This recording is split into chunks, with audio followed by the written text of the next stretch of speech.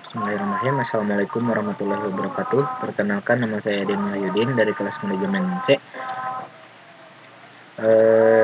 Saya di sini akan menjelaskan tugas dari mata kuliah seminar manajemen MSDM. Di sini saya menjelaskan sebuah jurnal yang dimana berjudul efektivitas strategi pemberdayaan karyawan outsourcing dan organik pada perusahaan.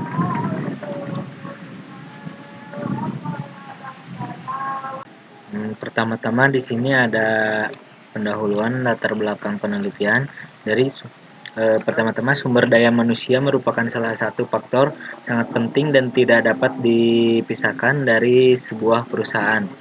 Pada hakikatnya, sumber daya manusia di sebuah perusahaan sebagai penggerak, pemikir, dan perancang dalam pencapaian tujuan perusahaan.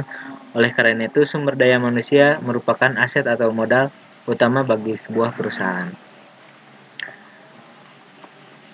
Proses peningkatan sumber daya manusia adalah sasaran utama pembangunan secara nasional juga secara global yang ditandai dengan adanya persaingan di segala bidang yang semakin kuat, yang semakin ketat.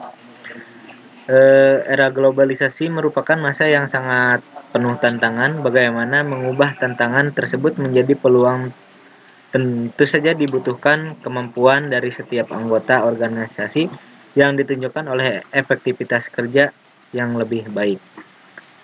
Nah, untuk selanjutnya, outsourcing merupakan cara yang efektif untuk menjadikan perusahaan lebih inovatif dan menciptakan organisasi yang berkinerja tinggi, karena perusahaan memiliki karyawan yang berkompeten pada bidangnya.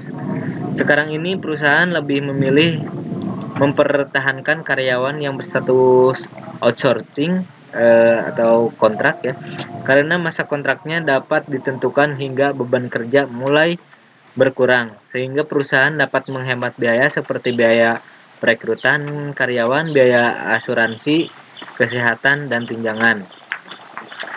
Untuk karyawan organik adalah Untuk selanjutnya ada karyawan organik adalah pekerja yang telah sah menjadi karyawan perusahaan dan apa yang bila mampu menunjukkan prestasi kerja yang baik, maka akan diberikan kenaikan jabatan atau juga memperoleh kenaikan jenjang karir yang lebih tinggi dari sebelumnya. Adalah jaminan dari rantai sistem jembatan yang berlaku untuk karyawan organik Lestari tahun 2008. Dapat juga diterjemahkan sebagai karyawan resmi yang bekerja pada perusahaan secara efektif dan efisien, tidak terikat oleh kontrak dan masa kerja. Dengan demikian yang dimaksud dengan perjanjian kontrak waktu tak tentu PKWTT adalah perjanjian kerja di mana waktu berlakunya tidak dapat ditentukan baik dalam undang-undang perjanjian. Pendapat yang muncul baik itu positif maupun negatif terdapat perusahaan akan mempengaruhi bagaimana perilaku karyawan dalam bekerja pada suatu perusahaan, sehingga akan mempengaruhi kinerja karyawan dalam mencapai tujuan yang ditentukan oleh sebuah organisasi. Dan untuk rumusan masalahnya di sini, bagaimana efektivitas strategi pemberdayaan karyawan outsourcing dan organik pada perusahaan. Dan untuk tujuannya, untuk mengetahui efektivitas strategi pemberdayaan karyawan outsourcing dan organik pada perusahaan. Untuk selanjutnya ada pengertian outsourcing. Outsourcing berasal dari kata out yang berarti keluar dan source yang berarti sumber. Outsourcing dalam bahasa Indonesia diartikan sebagai alih daya.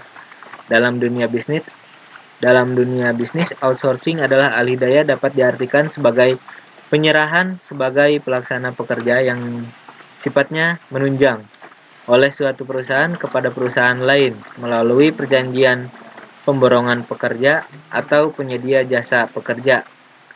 Outsourcing dan diartikan sebagai pemindahan beberapa proses bisnis kepada kepada suatu badan penyedia jasa, di mana badan penyedia jasa tersebut melakukan proses administrasi dan manajemen berdasarkan pengertian serta kriteria yang telah disepakati oleh para pihak. Dan selain itu, karyawan outsourcing tidak mendapatkan beberapa jenis tunjangan seperti asuransi kesehatan. Dengan demikian, perusahaan bisa lebih fokus pada pencapaian tujuan dan perusahaan tidak lagi mengurusi hal tersebut karena yang bertanggung jawab atas karyawan tersebut adalah vendor atau perusahaan penyedia jasa. Dan untuk selanjutnya ada organik, yaitu karyawan tetap. Karyawan organik adalah pekerja yang telah sah menjadi karyawan perusahaan dan apabila mampu menunjukkan prestasi kerja yang baik maka akan diberikan kenaikan jabatan dan juga memperoleh kenaikan jenjang karir yang lebih tinggi dari sebelumnya.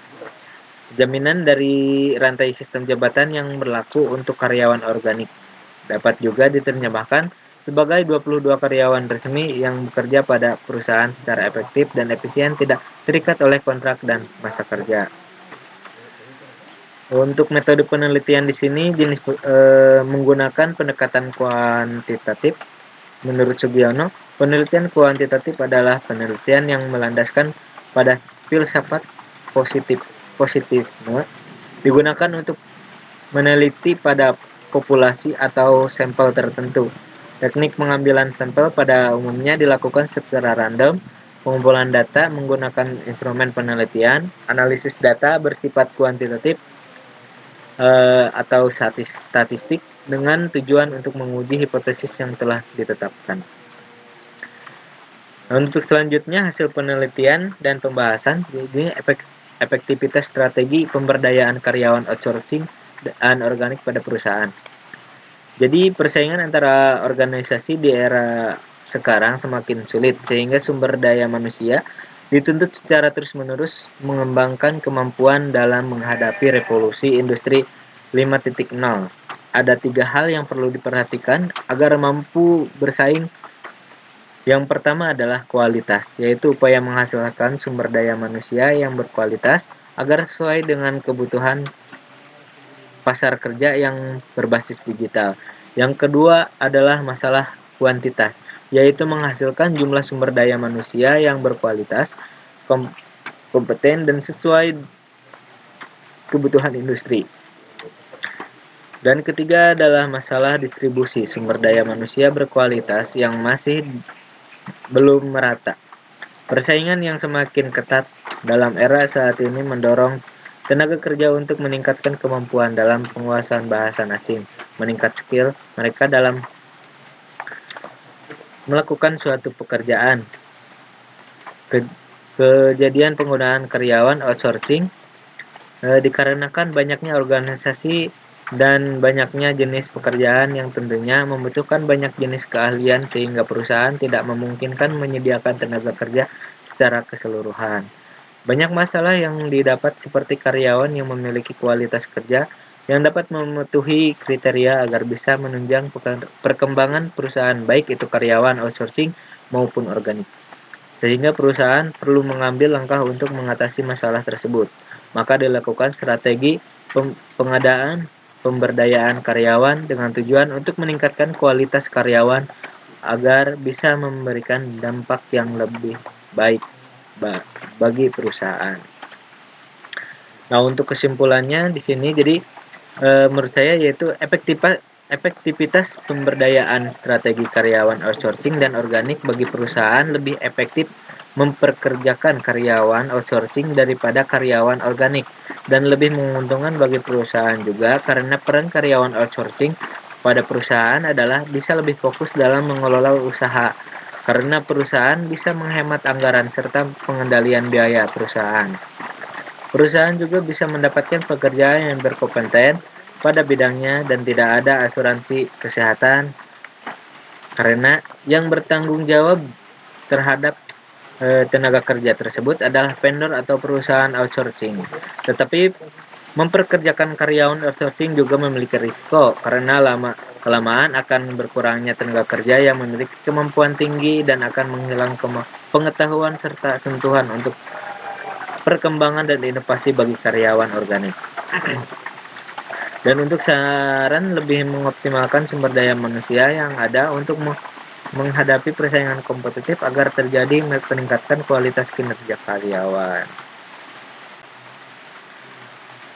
Mungkin seperti itu yang bisa saya sampaikan. Bila ada kekurangan, mohon dimaafkan. Di sini saya juga masih belajar dan eh, dalam kurang lebihnya mohon maaf. Terima kasih. Wassalamualaikum warahmatullahi wabarakatuh.